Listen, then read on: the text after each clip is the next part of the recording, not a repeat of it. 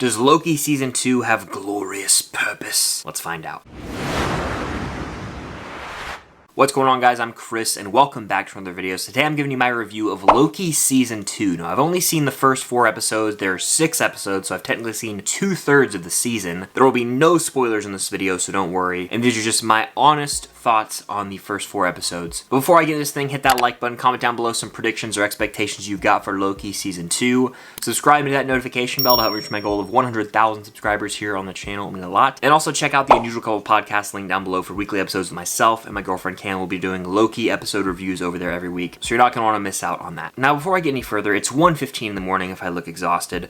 I rewatched all of Loki Season 1 and then these episodes back to back, so this is very fresh on my mind. And when it comes to Loki Season 1, is a bit of a backstory with it for me. I liked it when it first came out, and I hadn't rewatched it in, I'd say, almost 2 years now. So this rewatch of Loki Season 1 was really reaffirming to me that it is, in fact, the best MCU Disney Plus series, at least that first season. So going into the second season, I was excited, and I'm happy to say it's pretty dang solid. I wouldn't go out and say Season 2 of Loki is better than Season 1, but again, we still have 2 more episodes left, and it's 1:15 in the morning, I gotta sleep on it still.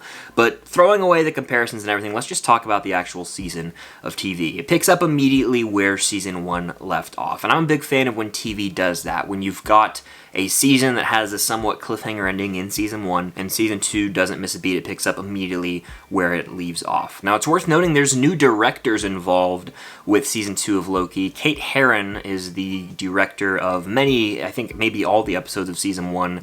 And there's some new talent creatively behind the scenes for Season 2. And you can definitely notice that just from some of the shot selections and the camera techniques. There's different directors involved, but it worked for me. I liked a lot of the shots early on, and especially in episode 1 and 2, there's some like tracking shots, some nice long one-take scenes. So I was really impressed with just how it felt fresh when compared to Season 1. And those one-take scenes and, you know, handheld shots almost, in a way, really sort of added to the chaos, because Season 2 is more chaotic than Season 1, in both good ways and bad. On one hand, there's a lot of characters in this season, and the first season of Loki is pretty much all about Loki, Sylvie, Mobius, and then, like, Renslayer, B-15, all these other characters had really supporting roles, right? In Season 2 so far, there's a lot of these side characters from Season 1 having a much more prominent role, so there's just more subplots and more going on, as opposed to Season 1, which has its benefits, but also has its cons. At times, it can feel a little overstuffed and a little overwhelming, but at the same time, you're getting more depth to these characters that's probably going to pay off by the time the season finale rolls around, so I think that it's probably for the better as it stands right now. One of those new characters is Quan's character, Obi, who's an absolute delight to me. Quan is a bundle of joy. He's also an Oscar winner, which is badass, and he's short round. I've got my short round Funko Pop on the shelf over there. But his character, I thought was going to be just a one-off. I was like, damn, it's going to be a little celebrity cameo. He's going to show up for one episode, and that'll be that. He's actually a genius in the context of the show and is pivotal to the main plotline of Season 2, which puts a big smile on my face because every scene he's in, he just adds to it. He's a very charming guy by nature, and his character is much like the actor in real life with that bubbly personality that you can't help but love. And so any scene that Obi, the character, is in, I'm like, hell yeah to that. The main man himself, Loki, obviously has the most screen time this season, and he's dealing with a lot. Obviously, at the end of Season 1, his whole world was rocked with this entire revelation of He Who Remains dropping a bomb on him, essentially, regarding the timeline and the world as we know it.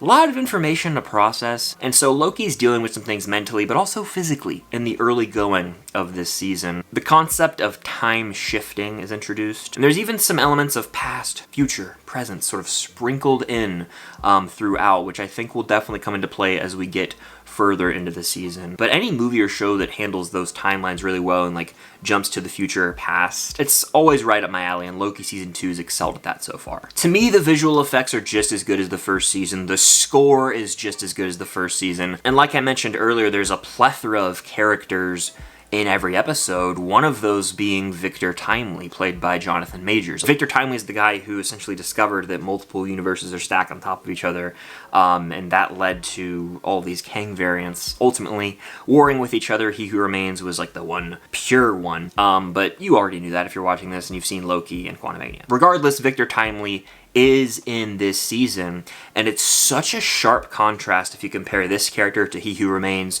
to even Kang from Quantumania. Like, it's impressive. It shows Jonathan Majors' range as an actor and how he can go from playing this menacing physical threat in Quantumania to a stuttering scientist in this iteration of the character. And then he plays the character in a different light in Loki Season 1 as He Who Remains. So I'm excited to see what they have cooked up for us when we get to, like, Kang Dynasty. And we already know there's going to be tons of, variations, or variants, I should say, of this character.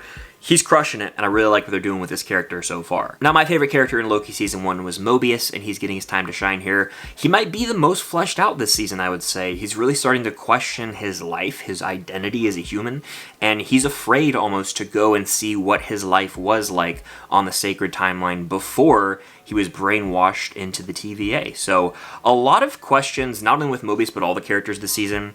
A lot of them are questioning, like, their reality, their world, and essentially their purpose in life.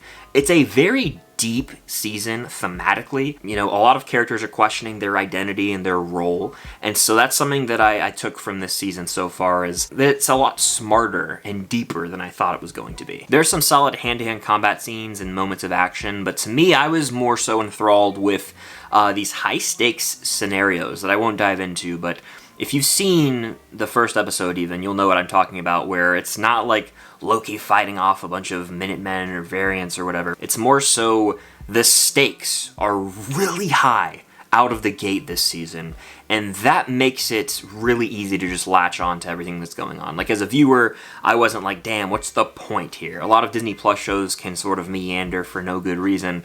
This one establishes a sense of urgency from the first shot, literally the first shot. Will have you, like, engaged as a viewer, and the stakes were consistently high through the 4 episodes that I watched, and I cannot wait to see how they continue that as we move into episodes 5 and 6 and round out Season 2. Now, I will say the show got a little goofy for me, specifically in the 3rd episode, and I was like, what are we doing here? And I just think 3rd episodes of Loki, I guess, are going to continue to follow that trend, because I thought the 3rd episode of Season 1 was the weakest, and so far, to me personally, Season 2, Episode 3 is the weakest. I won't say what happens there, but it gets a little too wacky and just straight up silly at times. There's no other way to put it. Whether it is like this goofy score, there's like a carnival vibe to it. Almost feels like some sort of Buster Keaton movie from like the 1920s, like a silent film even, and people love that stuff.